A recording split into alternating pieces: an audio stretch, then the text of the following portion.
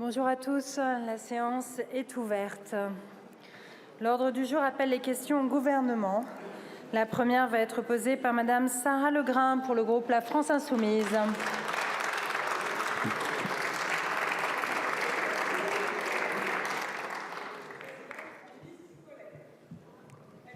Attends, on n'a pas de micro.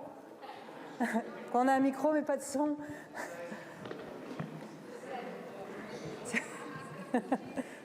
Présidente. Voilà.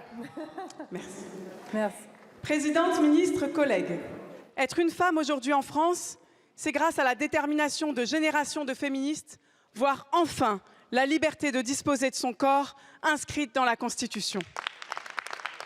Et ce, malgré votre opposition initiale, malgré l'appel présidentiel au réarmement démographique. Mais c'est aussi voir ce droit entravé. Suppression de centres IVG, pénurie de pilules abortives, inutile deuxième clause de conscience. Être une femme aujourd'hui en France, c'est porter plainte pour viol et affronter des violences supplémentaires, fuites policières et médiatiques, et dans 80% des cas, un classement sans suite. C'est voir la France s'allier à Orban pour bloquer une directive européenne sur le viol. Être une femme aujourd'hui en France, c'est dire avec Judith Godrèche, je parle, mais je ne vous entends pas. Pire, c'est entendre Macron encenser Depardieu après avoir blanchi Darmanin. C'est vous entendre, Aurore Berger, lancer une mission pour comprendre les mécanismes à l'œuvre dans les violences sexuelles, pendant que vous attaquez les associations qui luttent depuis des années. Elles réclament des milliards, vous rabotez de 10% le budget égalité femmes-hommes et vous vous amusez à menacer leurs subventions pour faire plaisir au soutien inconditionnel à Israël. Être une femme aujourd'hui en France, c'est accueillir seule son enfant faute de congé paternité égalitaire, arrêter de travailler faute de place en crèche. C'est vous entendre présenter comme des progrès un congé parental au rabais, un service public fantôme, un groupe de travail sur les mères isolées alors que vous passez votre temps à les stigmatiser. Être une femme aujourd'hui en France, c'est être infirmière, caissière, prof, assistante maternelle, aide à domicile, AESH. Et c'est vous entendre rabâcher votre index égalité au lieu de revaloriser les métiers féminisés. C'est occuper 60% des temps d'emploi au SMIC et des CDD, 78% des temps partiels et vous voir reculer la retraite, geler les salaires, démanteler le code du travail, saccager la protection sociale. Ce vendredi 8 mars, les femmes se lèvent et se mettent... C'est fini. Merci beaucoup. La parole est à Madame Aurore Berger, ministre en charge de l'égalité entre les hommes et les femmes. Merci Madame la Présidente, Mesdames et Messieurs les députés, Madame la députée. Vous mélangez à peu près tous les sujets, ça va être difficile d'arriver à vous répondre à chacun d'entre eux. Être une femme aujourd'hui en France en 2024, oui, c'est plus simple que ça ne l'était en 2017. Être une femme en 2024, c'est permettre quand par exemple on porte plainte pour viol, qu'il y ait 30% de condamnations de plus qu'en 2017. C'est faire que ces condamnations pour viol, elles soient dans 98% des cas de la condamnation à de la prison ferme, avec en moyenne 11 ans de réclusion criminelle qui sont prononcés. Être une femme en 2024, c'est justement encore une fois avoir une égalité professionnelle qui progresse et tant mieux. Être une femme en 2024, c'est voir ses droits être de plus en plus et de mieux en mieux respectés, notamment en matière de santé. Être une femme en 2024, c'est entendre celles qui, dans l'appel des 343, nous ont dit encore récemment « Vous avez dépassé nos rêves, jamais nous n'aurions imaginé que l'IVG serait inscrit dans la Constitution. » Et si ce rêve a été rendu possible, c'est parce qu'elles ont été là au premier jour et c'est parce que collectivement nous avons été là, parce que la grande différence entre vous et nous, c'est que nous n'avons jamais essayé de mettre notre nom sur une proposition de loi. Nous avons considéré que toutes celles qui y avaient contribué, avaient permis cette victoire collective, qu'elles soient sénatrices, qu'elles soient députées, qu'il ou elle soit membre du gouvernement et qu'il soit le président de la République, parce que c'est lui, Madame la députée, qui a convoqué le Congrès. Mais être une femme en 2024, c'est considérer malheureusement que vous avez un groupe politique qui devrait faire son examen de conscience sur le sujet. Être une femme en 2024, c'est constater avec regret que quand un député est condamné pour violence conjugale a réintégré vos rangs, vous vous êtes levé comme une seule femme et comme un seul homme pour l'applaudir. Moi, je considère qu'on n'applaudit pas un homme victime de violence conjugale, on l'exclut de son groupe politique et on évite de doser les leçons de morale à tous les autres. Merci beaucoup, Madame la Ministre. La parole est à présent à Madame Sabrina Sebaï pour le groupe écologiste. Merci Madame la Présidente. Ma question s'adresse au ministre des Affaires étrangères. Gaza meurt de faim. Des dizaines d'enfants sont déjà morts de faim dans la bande de Gaza. Des milliers d'autres sont en situation de famine extrême. Ramasser la nourriture à même le sol est devenu pour eux le dernier espoir de survie. À Gaza, donc, la déshumanisation organisée par Israël ne laisse aux Palestiniens qu'un seul choix, se nourrir de détritus ou mourir de faim. C'est dans ce contexte de famine généralisée que le 29 février dernier, l'armée israélienne a tiré sur des civils lors d'une distribution d'aide humanitaire faisant plus de 100 morts. À Gaza, on meurt de faim. Et on meurt aussi parce qu'on a faim dans la différence la plus totale. Monsieur le ministre, nous voyons les horreurs et la bestialité de l'armée israélienne au quotidien. Que ce soit des soldats se prenant en photo au milieu de sous-vêtements de femmes palestiniennes ou encore l'incendie de denrées alimentaires en direct sur les réseaux sociaux. Nous entendons les déclarations des ministres israéliens qui expriment clairement leur objectif de colonisation de la bande de Gaza quand ils ne se réjouissent pas de la perspective d'une épuration ethnique du peuple palestinien. Monsieur le ministre, quelles actions concrètes la France met-elle en œuvre pour arrêter le génocide à Gaza?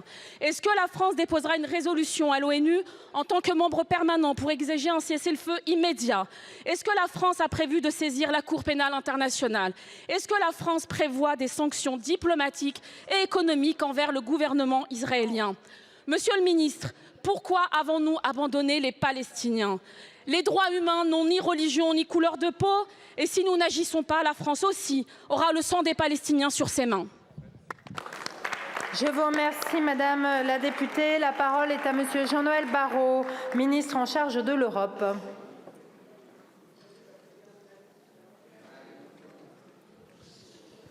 Merci Madame la Présidente, Mesdames et Messieurs les députés. Madame la députée, je vous prie d'excuser l'absence de Stéphane Séjourné, ministre de l'Europe et des Affaires étrangères. La guerre que le Hamas a déclenchée contre Israël le 7 octobre dernier, en se rendant coupable du plus grand massacre antisémite du XXIe siècle, provoque au Proche-Orient une tragédie dont nous mesurons tous ici la gravité. À quelques jours du 8 mars, l'ONU vient de confirmer l'ampleur des atteintes à caractère sexuel commises contre les femmes israéliennes. La France a été le pays le plus touché après Israël en nombre de victimes de l'attaque du 7 octobre. 3 Français sont toujours en otage à Gaza, ils doivent être libérés. Après 5 mois de guerre, vous l'avez dit, la situation humanitaire à Gaza est catastrophique. Nous le disons depuis le premier jour et avec plus de force encore aujourd'hui, les Palestiniens n'ont pas à être les victimes des crimes du Hamas. La population civile manque de tout, et notamment de nourriture. Cette situation est injustifiable. Il appartient à Israël de faire en sorte que l'aide humanitaire puisse parvenir en quantité suffisante à la population civile. C'est son obligation au titre du droit international. La France, elle, agit concrètement. Vous le savez, nous avons été les premiers à larguer directement de l'aide humanitaire sur la bande de Gaza en lien avec nos partenaires jordaniens. Nous acheminons d'importantes quantités de fret humanitaire, des tentes, des protections hygiéniques, de la nourriture, en lien avec nos partenaires de la région, Qatar, Émirats et Égypte notamment.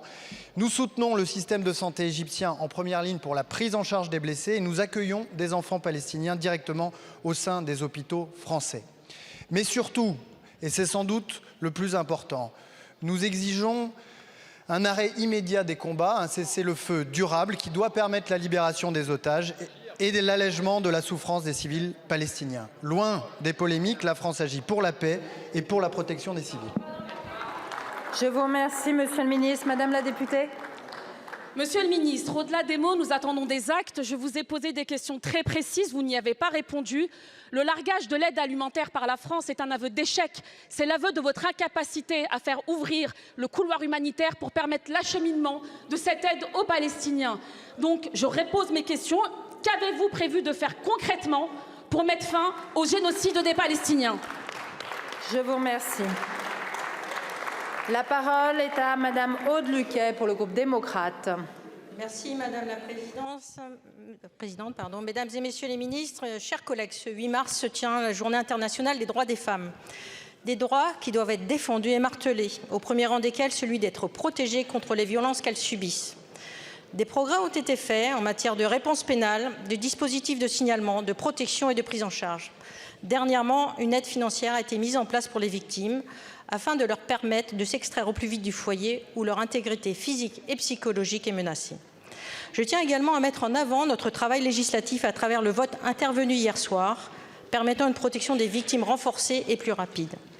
Mais s'il faut saluer les actions menées, seul compte le recul tangible des violences faites aux femmes.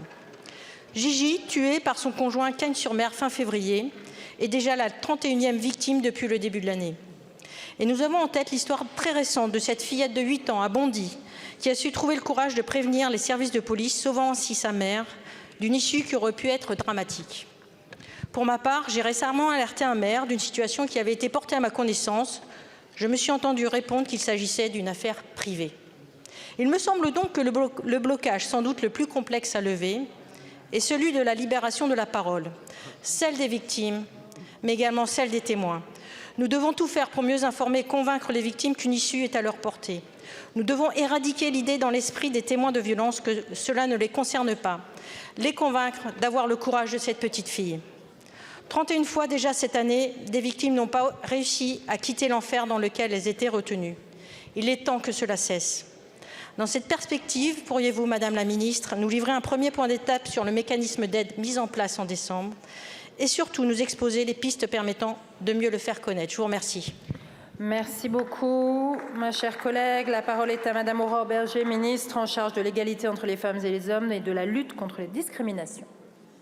Merci Madame la Présidente, Mesdames et Messieurs les députés. Madame la députée Aude Luquet, nous étions ensemble chez vous à Melun, justement pour échanger avec les forces de l'ordre, avec les gendarmes, avec l'ensemble des associations, en fait avec l'ensemble de cette chaîne de solidarité et d'écoute qui se met en place autour des femmes pour leur permettre de sortir de cette spirale de la violence que vous avez décrite. Vous avez raison, il y a à la fois une libération de la parole, évidemment, des victimes. Il y a la libération de la parole de celles et ceux qui voient et qui doivent pouvoir à un moment alerter et signaler. Je crois surtout qu'on a en ce moment une libération de l'écoute. Je crois que les femmes ont toujours parlé. Elles ont toujours dit, décrit ce qu'elles pouvaient subir. Mais aujourd'hui, nous les écoutons et nous les croyons évidemment dans les violences qu'elles décrivent et qu'elles ont subies. Mais surtout pour les extraire de ce cycle de violence, souvent la première chose qui les bloque, voire la dernière chose qui les bloque et qui les prive de leur capacité à partir, c'est leur autonomie financière. Quand vous n'avez plus un compte bancaire autonome, quand vous n'avez plus de métier, quand vous n'avez plus la capacité tout simplement à payer un billet de train, à payer une première nuit d'hôtel, à vous échapper de ce cercle de violence, eh bien c'est pour cela qu'il y a une initiative parlementaire d'ailleurs qui a été portée transpartisane et qui a permis que l'aide universelle d'urgence soit adoptée et créée. En moins de 3 mois, cette aide universelle d'urgence, elle a été délivrée à 12 228 personnes, dans la quasi-totalité des femmes. En moins de 3 jours, elles ont obtenu cette aide universelle d'urgence auprès de leur CAF. Ça veut dire que c'est, j'allais dire, malheureusement un dispositif qui fonctionne, mais ça veut dire que, heureusement, des femmes qui étaient prisonnières de la condition qu'elles subissaient, des violences qu'elles subissaient, grâce à cette aide, elles vont pouvoir partir. N'oubliez pas qu'en moyenne, une femme va faire 7 allers-retours. 7 fois, elle va partir, revenir, partir, revenir. Faites l'exercice 7 fois dans votre tête. Voilà ce que vivent encore les femmes. Cette aide, elle est pour elles, elle est directe, elle est rapide, elle est universelle. Merci à tous. Merci beaucoup, Madame la Ministre. La parole est à Monsieur Max Mathiassin pour le groupe Lyot. Merci, Madame la Présidente. Ma question s'adresse au Premier ministre. Monsieur le Premier ministre, supprimer purement et simplement 79 millions d'euros des crédits au budget des Outre-mer, est-ce là toute l'ambition que vous portez pour nos territoires ultramarins? Cela représente plus de 8% du budget dédié au logement, aux collectivités locales, au secteur sanitaire et social, à la jeunesse, à la continuité territoriale, si essentielle à nos compatriotes ultramarins. Sans compter les annulations de crédits sur les autres budgets, puisque vous annulez en tout 10 milliards d'euros. Et cela sans concertation, sans même que les élus de la nation n'en aient été informés. 49.3, annulation de crédit, insincérité budgétaire. Est-ce là la nouvelle méthode tant prônée par le président de la République? J'y vois, moi, toujours le même mépris pour les Outre-mer et pour les élus. La réalité est que vous accentuez le sous-financement chronique face à une situation économique et sociale sans appel. Vie chère, taux de chômage 3 fois supérieur à celui de l'Hexagone. Manque de logements sociaux, seuls 15% des foyers ultramarins y ont accès, quand 80% y sont éligibles. Un tiers de la population sous le seuil de pauvreté en Guadeloupe, les 3/4 à Mayotte, des retards structurels trop nombreux et à énumérer. Nous ne demandons rien, nous demandons l'égalité. Vous cherchez des recettes et vous coupez dans le budget des plus vulnérables. Commencez donc par mettre en place la taxe européenne sur les transactions financières. Monsieur le Premier ministre, comment comptez-vous rattraper les retards structurels, dynamiser les économies, faire face au changement climatique, instaurer la souveraineté alimentaire et l'autonomie énergétique dans nos territoires ultramarins, tout en supprimant leurs crédits? Merci beaucoup, mon cher collègue. La parole est à Madame Marie Guévenoux, ministre en charge des Outre-mer. Merci beaucoup, Madame la Présidente. Monsieur le député Mathiasin, j'aurais préféré que dans le cadre de votre question, vous notiez la hausse budgétaire du ministère des Outre-mer, qui est une hausse sans précédent. 3,1 milliards d'euros, c'est-à-dire une augmentation de 380 millions d'euros sur le rapport de l'année 2023, et cela malgré les annulations de crédits évoquées. J'aimerais aussi vous rassurer, monsieur le député Mathiasin, pour vous dire que dans ce cadre, les priorités du SIOM seront préservées. Tout comme d'ailleurs l'équilibre des discussions parlementaires qui avait permis l'adoption par des députés issus de tous les groupes de 280 millions d'euros. Dans le cadre du budget, je me suis fixé 2 priorités. La première, le logement, avec la sanctuarisation du budget de 291 millions d'euros. C'est, monsieur le député, une hausse de 50 millions d'euros par rapport à l'année 2023. Ce logement, ce budget, il permettra de construire et de réhabiliter des logements pour les ultramarins. Ensuite, la deuxième priorité, monsieur le député, c'est celle de la continuité territoriale qui, là aussi, progresse de 22 millions d'euros. Nous tirons une conséquence qui a une conséquence d'annulation de budget de 2 millions d'euros, qui est la conséquence du débat parlementaire qui a souhaité faire en sorte qu'une baisse soit demandée pour aider à l'installation des porteurs de projets en Outre-mer. Et nous tirons cette conséquence et seulement cette conséquence. Pour les autres mesures, elles sont complètement préservées et le seuil d'ailleurs de ressources sera fortement revalorisé, ce qui permettra à 80% des ultramarins de bénéficier de cette continuité territoriale. Alors voilà, monsieur le député, un budget qui, malgré les annulations, est en forte hausse, 14%, et qui témoigne du soutien du gouvernement aux territoires d'outre-mer. Merci beaucoup, Madame la Ministre. Monsieur le député. Madame la Ministre, le budget que nous avions préparé et sur lequel nous avons discuté prévoyait la prise en compte des retards structurels des Outre-mer. Et voilà que vous supprimez le tout, vous supprimez en grande partie ce budget. Merci. Donc nous continuerons et battez-vous avec nous. Merci beaucoup, mon cher collègue. La parole est à Monsieur Pierre-Henri Dumont pour le groupe Les Républicains. Merci Madame la Présidente. Monsieur le Premier ministre, les portes du Salon de l'Agriculture viennent à peine de se refermer et déjà vous trahissez vos engagements, trahissez les agriculteurs, trahissez la ferme France. Pas d'interdiction sans solution, telle était votre devise sur les barrages d'agriculteurs ou dans les allées du Salon. Pourtant, vous vous apprêtez à sacrifier les filières endives et chicorées, représentant 7000 emplois, en particulier dans les Hauts-de-France, près de 300 millions d'euros de chiffre d'affaires. Ces 2 filières emblématiques de notre patrimoine vont subir l'interdiction au niveau européen de la benfluraline, seule molécule efficace pour lutter contre les kénopodes, rendant le désherbage impossible autrement que par une explosion des coûts de main-d'œuvre, privant ces 2 filières de toute compétitivité. Ne nous y trompons pas. Si l'Union européenne a interdit cette molécule utilisée depuis près d'un demi-siècle, c'est bien parce que la France ne s'y est pas opposée lors du SCOPAF de décembre 2022, préférant une honteuse abstention à la préservation de notre souveraineté alimentaire.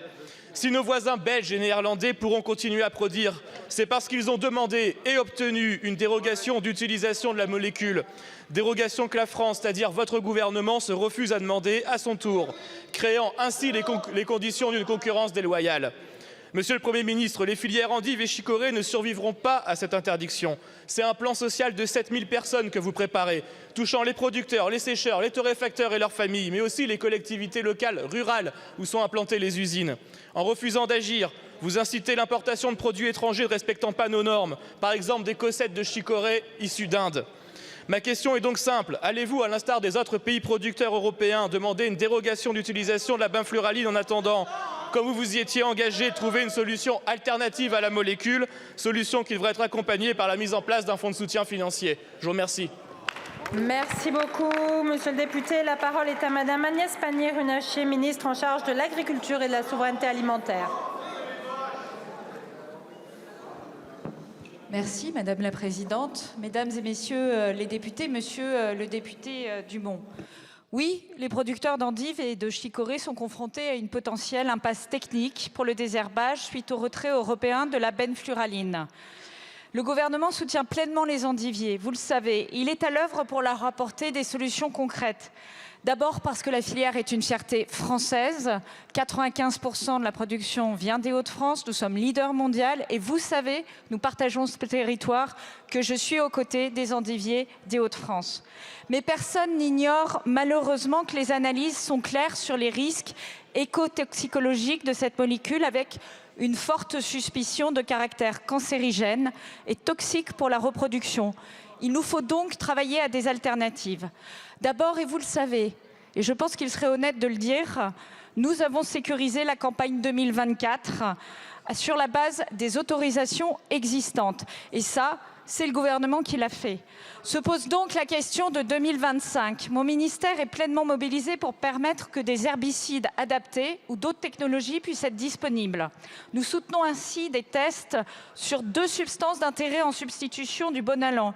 Et nous soutiendrons tous les projets de l'Association des producteurs d'endives de France, qu'il s'agisse de désherbage mécanique automatisé ou de pulvérisation intelligente ultra localisée. Ces solutions, elles ne sont pas encore matures, elles existent, elles sont testées, nous y travaillons. Je vois cette semaine l'ANSES, l'INRAE et les organisations professionnelles. Nous travaillons à ce que pour chaque interdiction de molécule, il y ait des solutions. Nous ne braillons pas. Merci beaucoup, Madame la Ministre. Monsieur Dumont. Madame la Ministre, c'est quand même dommage de commencer votre parachutage dans le Pas-de-Calais par un mensonge des agriculteurs, des producteurs de chicorée et d'endives. Je vous remercie. La parole est à Monsieur François Gernigon pour le groupe Horizon. Merci Madame la Présidente. Cette question s'adresse à Frédéric Valletoux, ministre délégué chargé de la Santé et de la Prévention. Les données de l'Institut national de la santé et de la recherche médicale indiquent qu'en France, un adulte sur 4 souffre d'un trouble de l'audition, ce qui représente près de 12 millions de nos concitoyens. 7 millions d'entre eux sont affectés par divers degrés de surdité. Cette problématique de santé publique ne se limite pas à nos aînés. En effet, nos jeunes sont de plus en plus exposés et risquent de devenir les prochaines grandes victimes de troubles auditifs, souvent à cause de l'usage intensif de casques audio et écouteurs notamment, à des niveaux sonores nocifs. La perte auditive, au-delà de la barrière de communication qu'elle instaure, est source d'isolement social, de stress, de dépression et peut accélérer la survenue de démence chez les personnes âgées. Tous ces efforts soulignent l'urgence et l'importance d'agir. Des progrès ont été réalisés, notamment avec le dispositif du 100% santé, mais il est impératif d'aller plus loin pour prévenir une future société de malentendants. Selon l'OMS, plus de 60% des cas de déficience auditive chez les jeunes pourraient être évités grâce à des mesures préventives adéquates. L'inaction a un coût non seulement humain, mais aussi économique. Le rapport mondial de l'audition de l'OMS de 2020 montre clairement que les investissements dans les soins auditifs sont bénéfiques et rentables pour nos sociétés. Monsieur le ministre, le 14 mars prochain aura lieu la Journée nationale de l'audition et face à ce constat, je vous interpelle sur la nécessité d'une stratégie ambitieuse de prévention et de prise en charge des troubles auditifs. Quelle sera notre feuille de route pour intégrer pleinement la prévention et le soin des troubles auditifs dans notre politique de santé pour ce sujet qui concerne toutes les générations? Je vous remercie. Je vous remercie, mon cher collègue. La parole est à Monsieur Frédéric Valletoux, ministre de la Santé et de la Prévention. Merci Madame la Présidente, Mesdames et Messieurs les députés.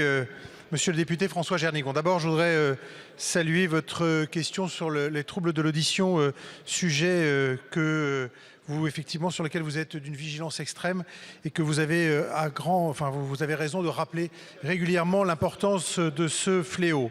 Vous avez raison de rappeler que c'est un enjeu de prévention qui est majeur et qui, contrairement à certaines idées reçues, touche toutes les générations. Élément de prévention, ça veut donc dire qu'il faut le prendre tout au long de la vie et le plus tôt possible. Dès la naissance, avec le dépistage de l'ensemble des nouveau-nés, mais aussi pendant l'enfance, à l'occasion de tous les examens médicaux qui sont obligatoires jusqu'à 18 ans. Et puis dès cette année, comme l'ensemble des parlementaires le savent, il a été voté dans les derniers budgets de la sécurité sociale les rendez-vous prévention, rendez-vous de dépistage aux âges clés 45-50 ans, 60-65 ans, 70-75 ans, qui sont autant de rendez-vous qui permettront là aussi d'accompagner la détection des troubles de l'audition.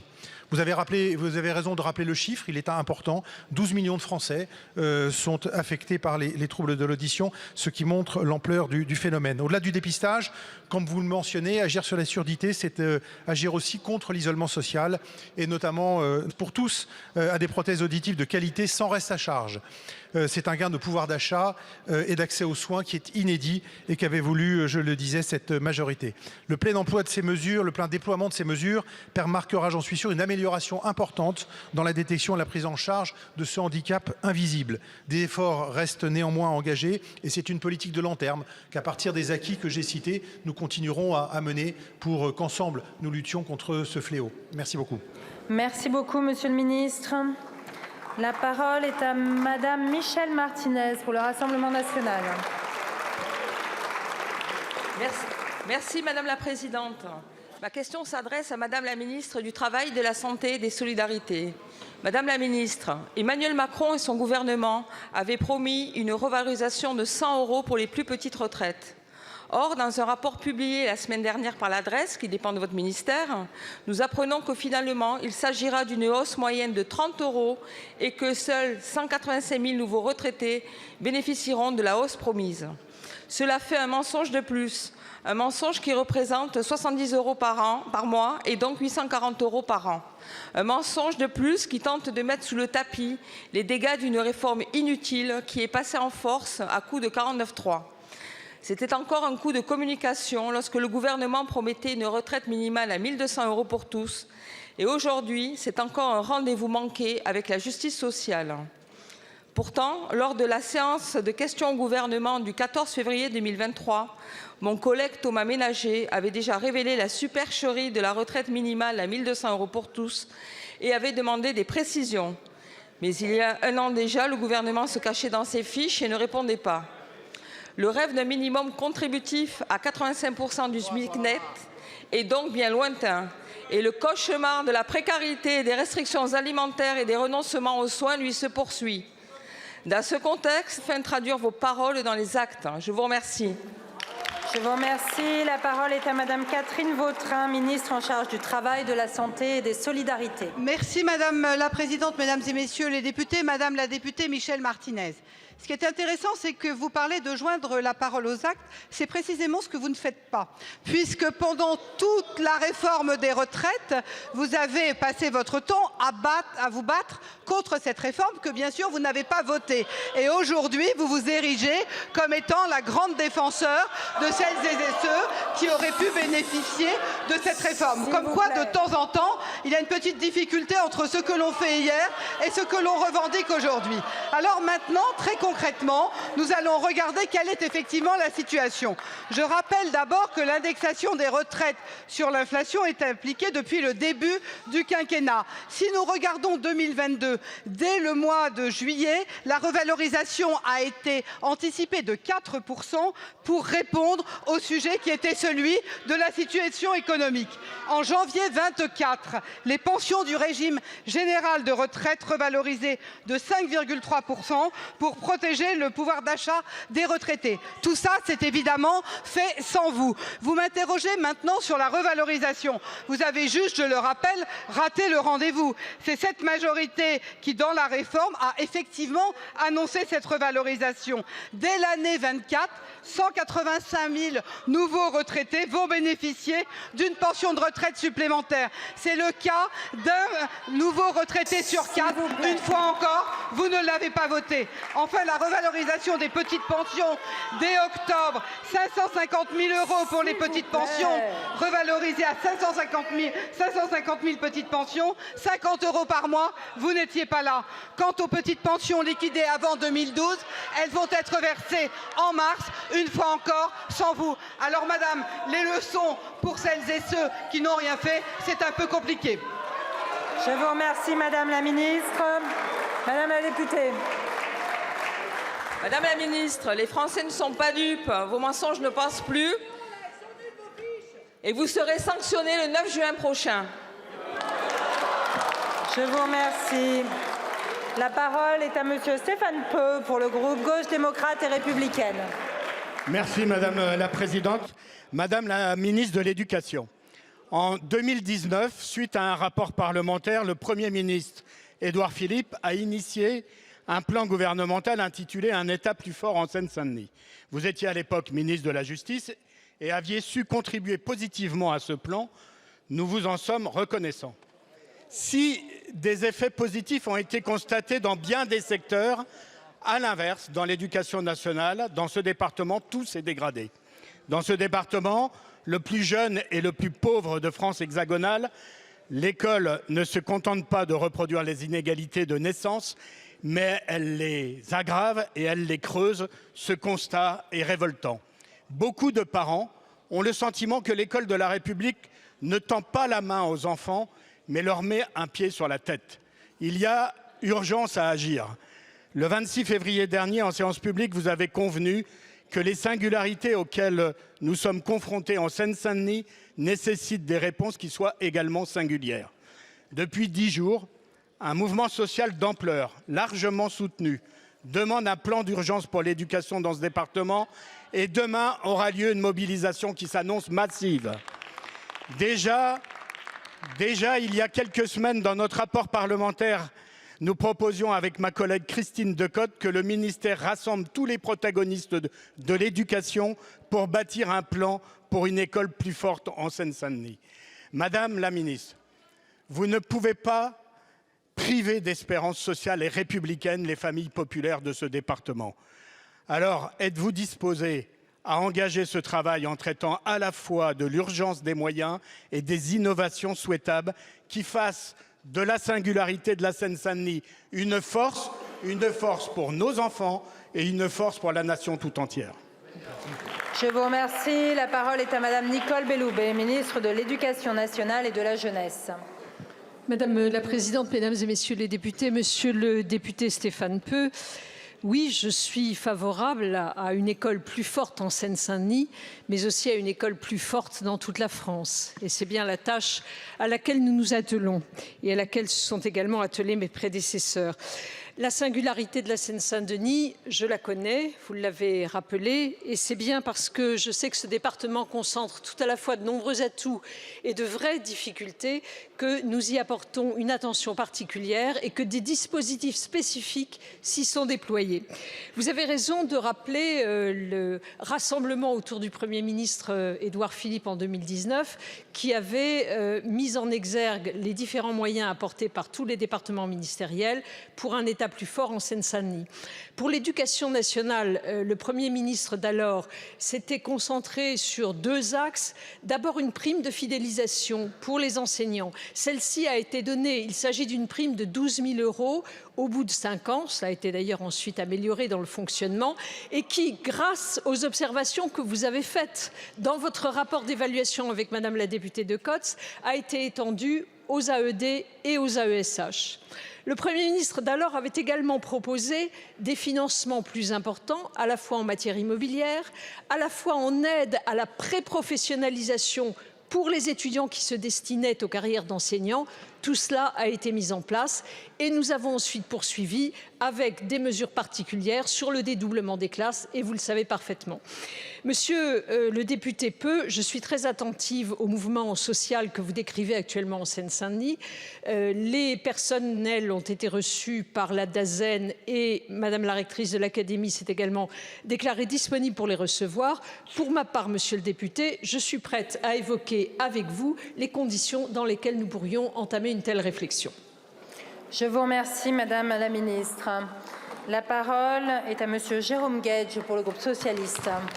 Merci Madame la Présidente. Monsieur le Premier ministre, la loi sur le port des signes religieux à l'école a 20 ans. Merci à la commission Stasi, au président Chirac et aux législateurs de 2004. L'école doit demeurer, comme le disait Jean Zay, l'asile inviolable où ne pénètrent pas les querelles des hommes, ce lieu d'émancipation et de construction du libre arbitre fondé sur la raison, la science et l'esprit des Lumières.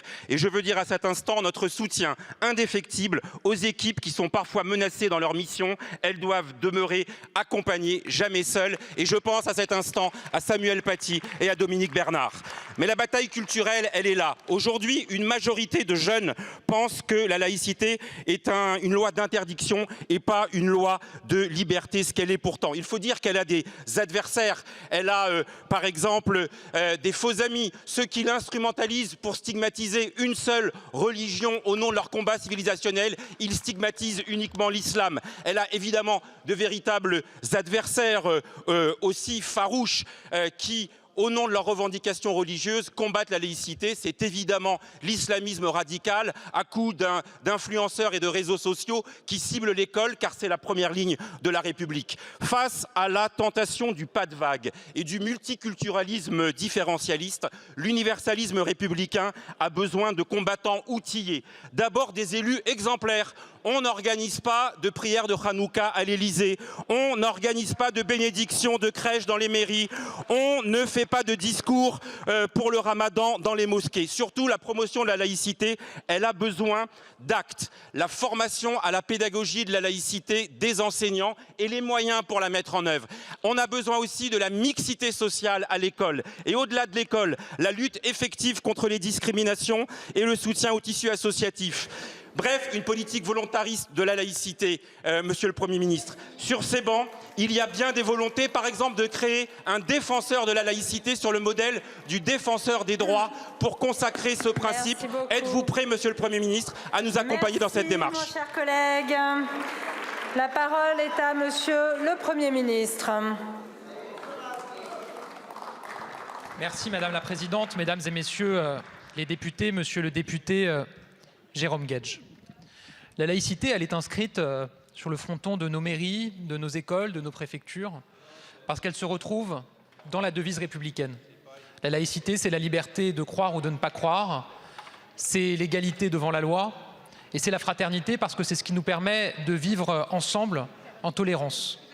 Vous l'avez dit, ça fait 20 ans que la loi de 2004, et à l'époque je veux saluer le président Chirac qui a permis cette loi, la loi de 2004 qui a permis l'application de la laïcité à l'école de la République. Et vous avez raison de le dire, c'est ce qui transparaît de votre question, la laïcité reste un combat permanent. Elle a ses défenseurs. Moi, je suis à la tête d'un gouvernement de 34 défenseurs de la laïcité. Et nos préfets, nos recteurs, nos directeurs, nos responsables d'administration sont chaque jour défenseurs de la laïcité. Et vous l'avez dit, il y a celles et ceux qui sont en première ligne dans ce combat, et notamment les chefs d'établissement, les professeurs à qui je veux rendre hommage. Je serai lundi à Arras. Je serai lundi à Arras où je présiderai la cérémonie nationale d'hommage aux victimes du terrorisme à Arras, parce que c'est là que Dominique Bernard, professeur à la cité scolaire Gambetta, a été tué. Et je le dis, monsieur le député, la laïcité a ses défenseurs partout en France, et vous en faites partie. Et je le crois très profondément, votre groupe en fait partie. Mais la laïcité a aussi ses fossoyeurs. Et je le dis, ils sont y compris représentés dans cet hémicycle. Moi, quand on parle de soutien aux équipes pédagogiques, aux proviseurs, j'ai vu qu'il y a quelques jours, Un proviseur a fait l'objet de menaces de mort parce qu'il a cherché à faire appliquer la loi de 2004 dans son établissement en demandant à une élève de retirer son voile. Il a fait l'objet de menaces de mort et j'ai vu une députée de la France Insoumise relayer les théories contre ce proviseur sur les réseaux sociaux. Je le dis, Monsieur Guedj, c'est une réalité. Je remarque que quand j'ai pris la décision en tant que ministre de l'Éducation nationale et de la jeunesse d'interdire le port de l'abaya et du camis à l'école, ce sont encore une fois les députés de la France Insoumise qui se sont dressés sur mon chemin pour chercher à m'empêcher d'appliquer cette règle. Je remarque, Monsieur le député Guedj, que lundi au Congrès, quand la présidente Panot s'est exprimée pour citer des exemples de pays qui remettent en cause les droits des femmes, elle a cité la Pologne à raison, elle a cité la Hongrie à raison, elle a cité les États-Unis à raison, elle a cité l'Italie probablement à raison. Elle n'a pas cité l'Iran, pas cité l'Afghanistan et pas cité les pays qui, en s'appuyant sur un islamisme dévoyé, utilisent la religion pour faire reculer les droits des femmes. Il ne peut pas y avoir de laïcité à la carte, de la même manière qu'il n'y a qu'une seule République, il n'y a qu'une seule laïcité et nous devons toutes et tous au quotidien en être les défenseurs. Je sais que vous l'êtes, mais je regrette de constater que cette cohérence n'est pas partagée dans la NUPES, loin de là, notamment avec la France Insoumise. Je vous remercie, Monsieur le Premier ministre. La parole est à Monsieur Benjamin Dirks pour le groupe Renaissance. Merci Madame la Présidente, Mesdames et Messieurs les ministres, chers collègues. Madame la ministre des Sports, des Jeux Olympiques et Paralympiques, jeudi dernier, à moins de 150 jours de l'ouverture des Jeux Olympiques, vous avez, aux côtés du Président de la République, participé à un jalon majeur dans la préparation de cet événement international. La remise des clés du village olympique par la Solideo au comité d'organisation de Paris 2024. Cet événement n'est pas seulement une étape cruciale dans la préparation des Jeux, il illustre également de manière éclatante la capacité de la France à réaliser d'importants projets dans un cadre temporel restreint, budgétaire maîtrisé et environnemental ambitieux. Le village olympique livré en temps et en heure, sans aucune dérive budgétaire, démontre notre engagement envers l'innovation, la durabilité et l'héritage. Construit sur plus de 50 hectares, ce village accueillera plus de 14 000 athlètes pendant les Jeux, plus de 9 000 pendant les Jeux paralympiques, avant de se transformer en un véritable village vivant, permettant d'accueillir entre autres plus de 6 000 habitants et 6 000 salariés. Cependant, alors que nous approchons de l'ouverture des Jeux, des questions demeurent. Quels sont les défis restants dans l'aboutissement de ce grand projet et surtout, au-delà de ce village, Madame la Ministre, quel héritage les Jeux laisseront-ils sur le moyen et le long terme aux Françaises et aux Français? Notre ambition doit aller au-delà de l'organisation d'un événement sportif international. Nous devons saisir cette opportunité pour réaffirmer les valeurs de notre République, encourager la pratique sportive, promouvoir l'inclusion sociale, stimuler l'innovation environnementale et économique et enfin, renforcer notre proposition sur la scène internationale. Je vous remercie. Merci beaucoup, mon cher collègue. La parole est à Madame Amélie Oudéa-Castéra, ministre des Sports, des Jeux Olympiques et Paralympiques. Merci Madame la Présidente, Mesdames et Messieurs les députés, Monsieur le député Dirks, merci d'avoir rappelé l'exploit que représente la livraison par la Solideo de ce village des athlètes, une construction livrée dans le respect du calendrier, dans le respect des budgets et en plus au plus haut standard en matière sociale et en matière environnementale, qui vient rappeler que notre pays, notre nation est une grande nation de bâtisseurs. Alors, on va continuer en ce sens. Il nous reste un ensemble de travaux à conduire pour que ces Jeux Olympiques et Paralympiques soient un grand succès, le succès que notre pays mérite. Et oui, il y aura un héritage pour ces Jeux. Il y aura un héritage utile et il y aura un héritage durable. D'abord sur le plan matériel pour la Seine-Saint-Denis. Ce village des athlètes va se transformer en un parc de 3000 logements, dont 40% de logements sociaux, en 2 groupes scolaires, en 100 000 mètres carrés de bureaux, en espaces de commerce, de partage. Et il en ira de même pour le prochain village des médias que nous allons inaugurer. Cette transformation de la Seine-Saint-Denis, c'est aussi celle du cadre de vie avec des équipements sportifs, avec le centre aquatique olympique, avec la nouvelle extension de la ligne 14, avec la gare de Saint-Denis-Pleyel, avec tous ces franchissements urbains qui vont recoudre la Seine-Saint-Denis, plus les équipements sportifs, dont par exemple 20 bassins de natation. L'héritage, c'est aussi les progrès en matière d'accessibilité. Avec mes collègues, nous avons mis en place un fonds pour permettre la mise en accessibilité de nos hôtels, de nos cafés, de nos restaurants à proximité des Jeux. Nous ouvrons 3000 clubs sportifs formés à l'accueil des personnes en situation de handicap.